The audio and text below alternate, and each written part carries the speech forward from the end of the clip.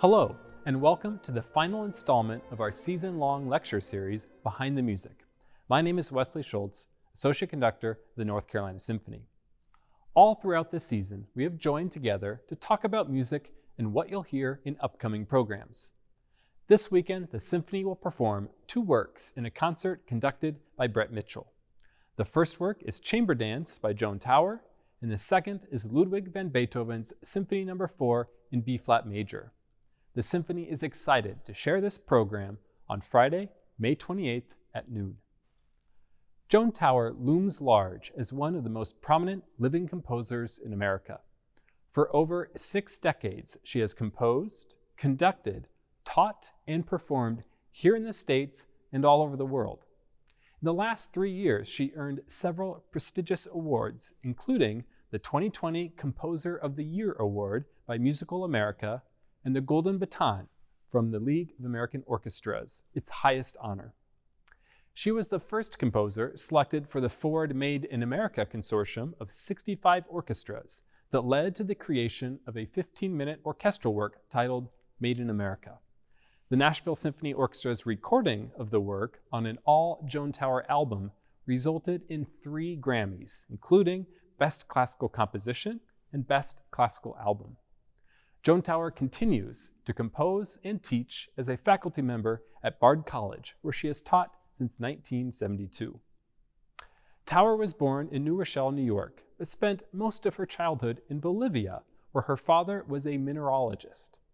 She studied music at Columbia University, and in one of her classes was required to compose. At this point in her life, she had never tried composition. In an interview, Tower reported that first attempt at composition was an absolute disaster.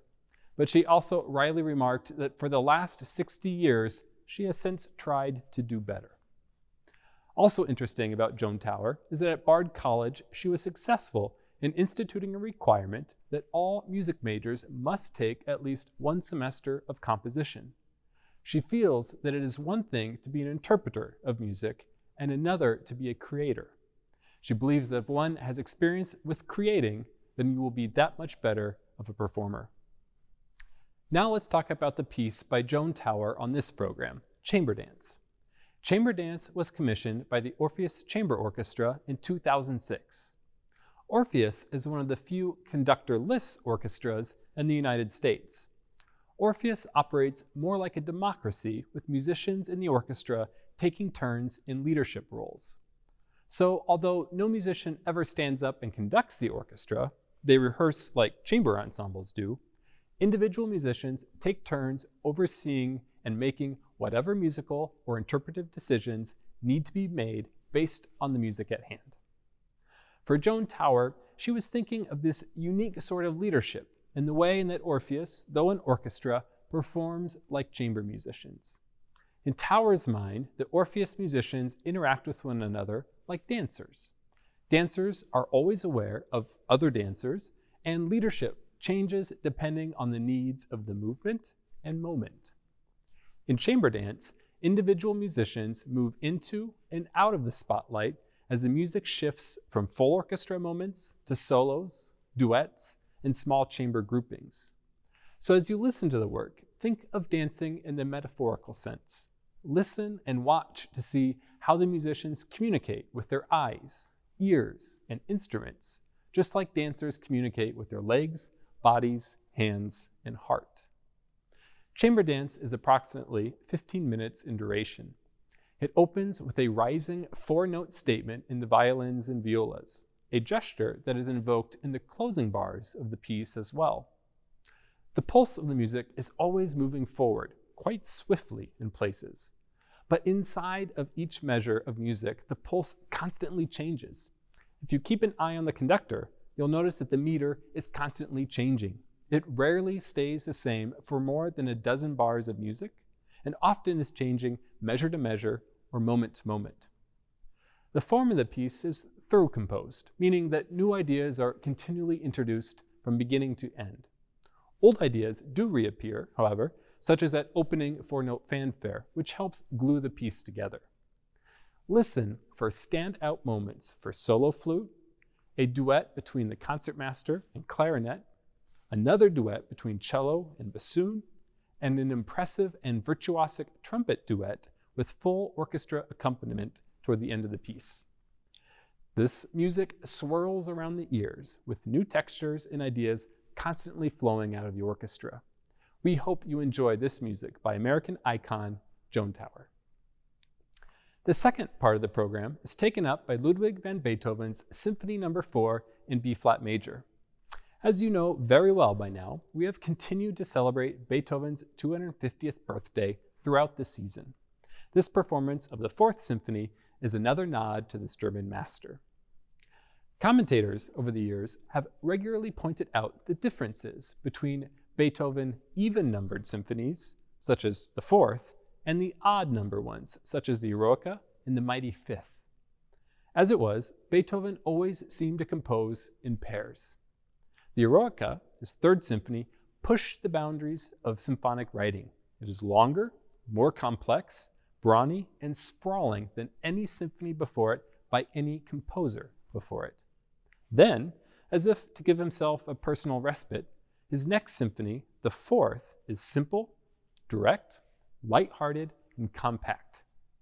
English composer Robert Simpson has this to say, and I paraphrase: "If the Eroica is like a noble stallion, the Fifth and Fourth Symphonies might be thought of as belonging to the cat family, the one fierce, the other lovable, but both sharing compact suppleness of movement and a lithe economy." Beethoven composed the Fourth Symphony quickly in the summer and fall of 1806. In fact, Beethoven bracketed composition of this work with the Fifth Symphony. The fact that he worked on these two symphonies concurrently can be heard in the opening bars of both pieces. In the Fourth Symphony, the mood is mysterious and still. The strings intone, as if out of a dark mist, 4 notes: a falling third, a rising second, and another falling third. In the opening notes of the Fifth Symphony, we hear this exact same contour, that famous bum bum bum bum of a falling third, a step up, and then another falling third, but this time pounded out with frenetic energy. So though of two different spirits, these two symphonies form a pair. Another thing to keep in mind with the Fourth Symphony is that it is infused with a love of comic opera, specifically Mozart. This is a symphony that, despite the dramatic introduction to the first movement, doesn't take itself too seriously. In fact, that lengthy, dramatic opening is a ruse. A minute or so into the introduction, the music falls to silence, only to be awakened by 3 strokes from the violins. This call to arms silences the mysterioso music, and the atmosphere flips to one of exuberant joy. And just like a comic opera, Beethoven introduces themes of romance, gaiety, and wit. In one of his sketches during this time in his life, Beethoven wrote the phrase, and I quote, "simple and always more simple," end quote. The directness of expression he admired so much about Handel, Haydn, and Mozart, he embodies himself in the first movement of the symphony. The second movement opens with a rhythmic gesture that permeates the music. This is a compositional device introduced in this symphony and that Beethoven continued to use in works to come. Here, the repeated rhythm is a dotted one, presented first by the second violins, but taken up by virtually every instrument in the orchestra at some point, perhaps most memorably by the timpani in the concluding measures. The melody is expansive and unfolds slowly, a rare sound in Beethoven's music. So intent is he that the melody be played as beautifully as possible, he repeatedly writes in the score for any musician charged with playing the theme, Cantabile. Using our opera metaphor once again, this movement is a beautiful love song. The third movement is a scherzo. I suggest listening for 2 elements in this performance, one on a micro level and one on a macro level. On an intimate level, note that right from the outset, the music pulses in 2, despite a meter in 3. This cross rhythm creates tension, an exciting tension, that keeps the listener guessing where exactly the primary pulse falls. This is a classic Beethoven, and later Brahms, gesture. On a larger level, the form of a scherzo usually goes scherzo music, trio music, and then a return of the scherzo music. Here, Beethoven gives us scherzo, trio, and then another scherzo.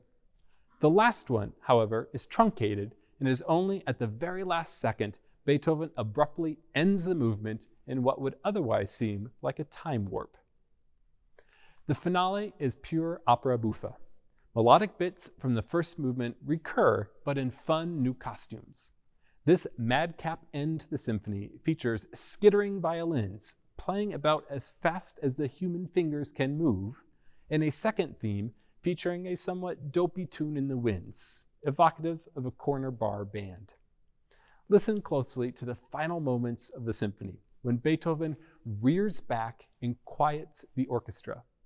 Beethoven loved a good joke, just like Haydn, and here it's as if he silences the party to give voice to a lame joke, here played by the violins and then the bassoon, before slapping his friend on the back and howling with one final peal of laughter. I encourage you to grab a drink and listen to the performance with a smile, because Beethoven will be sitting right there with you in spirit with a massive grin on his face. Thank you for joining me in this discussion of Joan Tower and Ludwig van Beethoven, whose music will be featured on this weekend's performance. The concert streams on Friday, May 28th at noon and will be available for 20 days following. Thank you for your support of the North Carolina Symphony and enjoy the performance.